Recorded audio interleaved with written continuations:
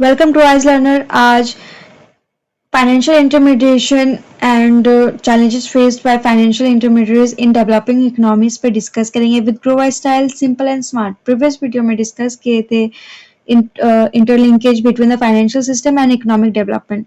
अगर आपने उस वीडियो को नहीं देखा है तो मैं लिंक डिस्क्रिप्शन में डाल दूंगी, तो आप देख सकते हैं। So let's start the video. Financial intermediation. Financial intermediation का मतलब होता है कि सेवर्स और बोरोवर्स के बीच का जो ब्रिज का काम करता है उसे फाइनेंशियल इंटरमीडिएशन कहते हैं। फाइनेंशियल इंस्टीट्यूशन लोगों से जो एक्स्ट्रा मनी जो सेविंग्स कलेक्ट करती है वो उन लोगों को लेंड करने के लिए देती है जिनको पैसे की जरूरत होती है, जैसे कि बिजनेस, इन्वेस्टमेंट या फिर consumption.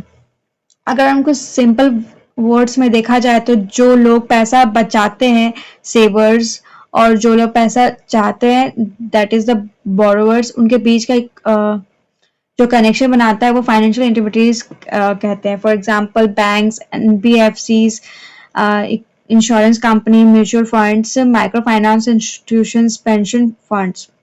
Functions of financial intermediation, ये सेविंग्स को मोबिलाइज करने में हेल्प करता है, लोन्स और क्रेडिट को प्रोवाइड करता है, रिस्क को कम करता है, पेमेंट सिस्टम को इजी बनाता है and the economic development growth को सपोर्ट करता है। फाइनेंशियल इंटरमीडिएशन से इन्वेस्टमेंट बढ़ जाता है, एम्प्लॉयमेंट जनरेशन होता है और इकोनॉमी में भी ग्रोथ होता है। Challenges faced by financial intermediation in developing economics.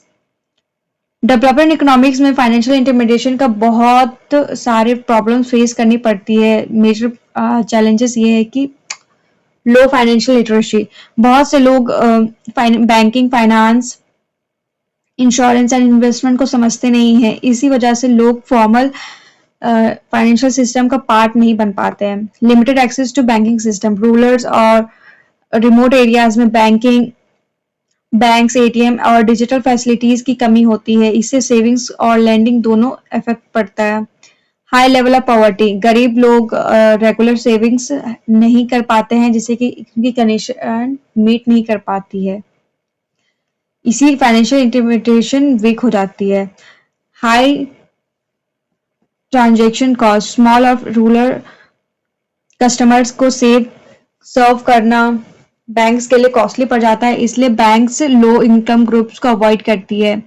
Week legal and regulatory framework, slow courts, weak contract enforcement और करप्शन का रिस्क होता है जिससे कि बैंक्स लेंडिंग करने में हेजिटेट करती है। High non performing assets, NPS, loan repayment ना होने की वजह से एनपीएस बढ़ जाती है जिससे कि हाई एनपीएस से बैंक की फाइनेंशियल स्ट्रेंथ कम हो जाती है। डोमिनेंस ऑफ इनफॉर्मल सेक्टर, लोग मनी लेंडर्स और इनफॉर्मल लेंडर्स पे ज्यादा डिपेंड करते हैं जिससे कि फॉर्मल फाइनेंशियल सिस्टम वीक रहता है।